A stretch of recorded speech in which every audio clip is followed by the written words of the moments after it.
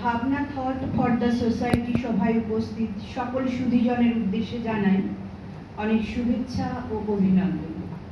এই অনুষ্ঠানে কর্ণধার দীপালিকে জানাই অনেক শুভেচ্ছা। কৃষ্ণাদিকে আমাদের প্রণাম। আর ধন্যবাদ জানাই শ্রী রজত কুমার সেনগুপ্ত দাদাকে আমাদের এই সুন্দর অনুষ্ঠানে আমন্ত্রণ জানানোর জন্য।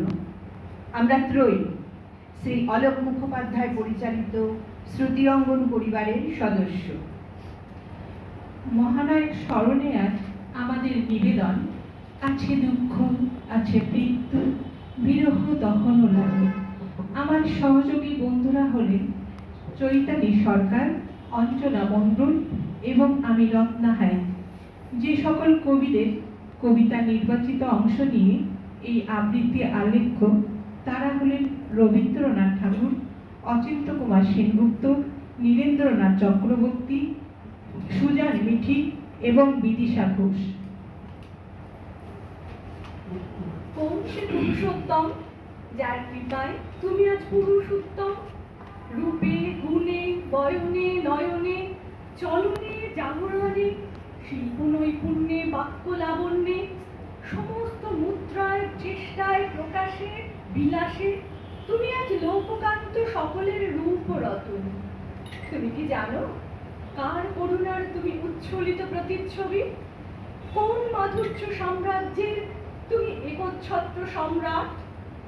তোমার আনন্দে জাগরণ, আনন্দে বিহ্বল, আনন্দে অবস্থিতি, যিনি সমস্ত বর্ণলিপিতেও অবর্ণনীয়, তারই অক্ষয় সাক্ষ্য তো তোমার মুখের ওই হাসি। শত দুঃখে বিঘ্নে নৈরাশ্যে বৈমুখেও যা অস্ত যায় না, যা ফুল ঝরে গেলেও সৌরভীর স্বীকৃতির মতো লেগে থাকে। বিচিত্র বহুরূপী তুমি সেই একই স্বরূপের উদ্ঘাটন। তারা পরোক্ষ দেখতে চায় সেই মৃত্যুহীন মহান প্রণেতাকে, যার করুণায় তোমার সমস্ত কৃতিত্ব, যার করুণায় জ্যোতিতেই তোমার কান্তি, কীর্তি, স্মৃতি, মেধা, তোমার সমস্ত রসনাভূতি, রস চেতনা। তারা দেখতে চায় সেই মধুমোত্তম পুরুষোত্তমকে, যার দানে তুমি অগাধ ভাণ্ডার, যার অমৃতে তুমি বার্তাবহ, যার তুমি উত্তম কুমার। সোজাসুজি তার চোখের দিকে তাকাও, দেখবে এক আকাশ আলো। চলনে তাকাও স্পর্ধা, বলনে অধিকার, সজ্জায় নায়ক গায়ক, হৃদয় বিবেক মানুষ। কোথায় অভিনয়? পর্দা ছাড়িয়ে তিনি তো ছড়িয়ে আছেন রন্ধ্রে রন্ধ্রে। কোথায় প্রাচীন আধুনিকতা পরতে পরতে? স্নেহ রেখেছেন ক্ষুদ্রে, বলেছেন অভিনয় তো করতেই হয় জীবনে, পর্দায় তা বোঝা যাবে কেন? যা তুমি নও তাই তুমি হও, স্পষ্ট হও। তিনি হয়েছেন, বারবার হয়েছেন, প্রতিবার হয়েছেন। স্বপ্ন দেখেছে কত গৃহ, কত তরুণ আবেগ, একবার ছুটে চেয়েছে তার তীব্র চাহনি। স্বপ্ন গড়তে গড়তে তিনি শিল্পের প্রাসাদ করেছেন। মহাকাশ বিশাল, সেই আকাশে একটাই সূর্য, একটাই সাহস, একটাই অহমিকা, উত্তম কুমার। মেকআপ শেষে শেষ বেলায় তিনি উঠে দাঁড়ালেন। মৃত্যুর বোধহয় তারা ছিল বড়, অনুরোধ করে যেন বলেছিল এভাবেই একদিন শেষ হয়ে যায় সমস্ত অভিনয়, মঞ্চ শূন্য হয়ে যায়। মৃত্যুর হাত ধরে তিনি নিদ্রিত হলেন, পৃথিবীর ঘাসে শ্বাসে রেখে গেলেন তাকে। কে তুমি? এত তৃপ্তি তোমার গন্ধে, শব্দের গায়ে গায়ে আলো ফুটে ওঠে, উত্তম কুমার।